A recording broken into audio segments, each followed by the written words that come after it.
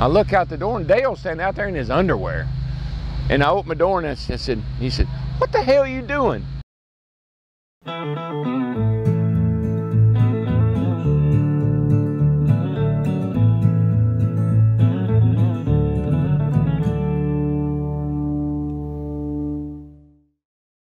If you're parked by Dale Earnhardt, 2 in the morning, one morning we're at the track and the power went off.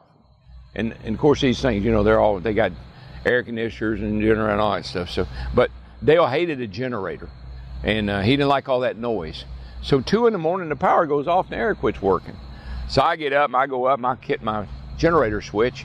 Well, the pipe for the generator runs right out to the left corner over here, and Dale's over here in his motorhome. So I get the thing cranked up, and you know, it doesn't make a lot of noise. It makes a little bit of noise, not a lot of noise. About 15, 20 minutes, somebody's beating on the door. I said, "What the world?" I thought it was a race fan. I look out the door, and Dale's standing out there in his underwear. And I opened my door, and he said, "What the hell are you doing?" I said, "What do you mean, what am I doing?" He said, "Turn that damn generator off." I said, "Turn the generator off, my power went off." He said, "You don't need no generator. Turn that damn thing off. It's running right in my front door. I can't go, it woke me up. I can't sleep with that generator running."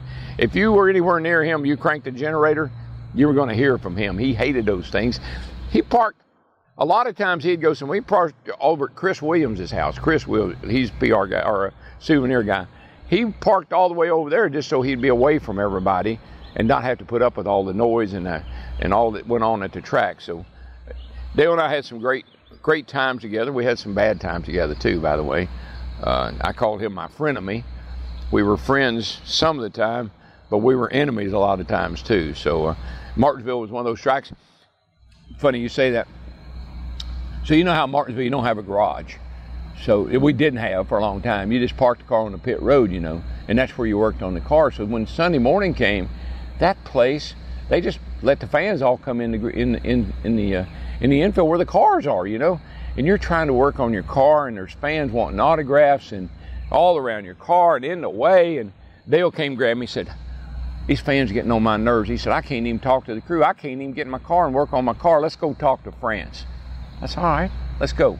So there's big, you know, the big red haulers in the infield right there. So here me and Dale go, and of course when Dale wants to go somewhere, and he's going to do, you know, you kind of go along with it because he's Dale Earnhardt. He'll get something done.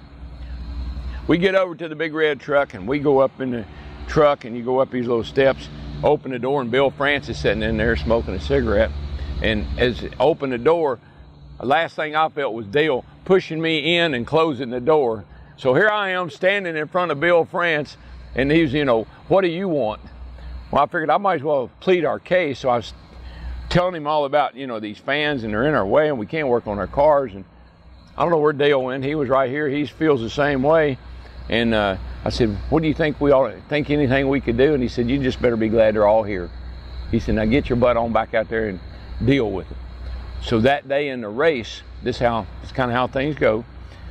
And our conversation was much more heated than that. That's a abbreviated version. That day in the race, running good, might have been leading. Come in the pits, make a pit stop, and go back out. And when I come around, they got my number posted, and they're black flagging me. And I said, "Jeff," I said, "what's the deal?" He said, "They said we were out of our pit box." He said, "But we were not out of our pit box." He said, "But the official said we got to come back in and serve a penalty." I said, "Well, you tell him he's full of crap. We weren't out of our pit box."